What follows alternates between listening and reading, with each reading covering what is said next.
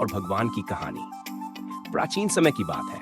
एक जंगल में एक शक्तिशाली सिंह रहता था। वह जंगल का राजा था और अपनी शक्ति और गर्व के लिए प्रसिद्ध था।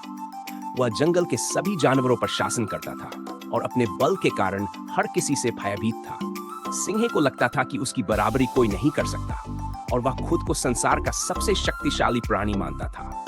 एक दिन सिंह को एक विचित्र विचार आया। उसने सोचा, अगर मैं जंगल का राजा हूँ और मेरे जैसे कोई नहीं, तो भगवान कौन है? क्या भगवान मुझसे भी शक्तिशाली हो सकते हैं? ये विचार उसके मन में गहराई तक बस गया और उसने भगवान को चुनौती देने का निर्णय लिया। सिंह भगवान को खोजने के लिए निकला।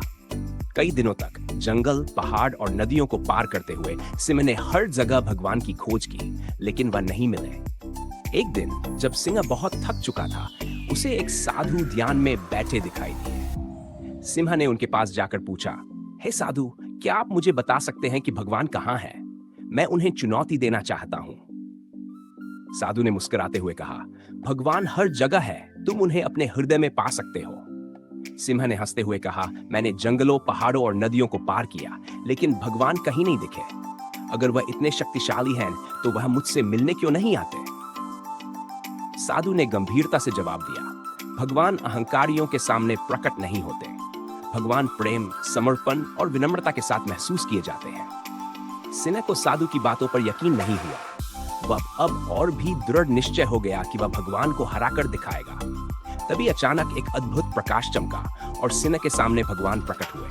भगवान ने सिंह से कहा, हे सिंह, तुम मुझे चुनौती देने आए हो, लेकिन यह भूल रहे हो कि शक्ति का असली रूप अहंकार में नहीं, बल्कि दया, प्रेम और करुणा में है। सिंह भगवान के तेजस्वी रूप को देखकर अचंभित हो गया। उसे अपनी गलती का एहसास हुआ और उसने भगवान से क्षमा मांगी।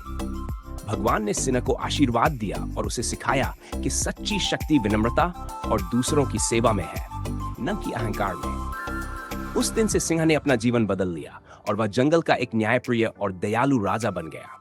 उसने सीख लिया था कि सच्ची शक्ति केवल शारीरिक बल में नहीं, बल्कि आत्मिक बल और विनम्रता में होती है।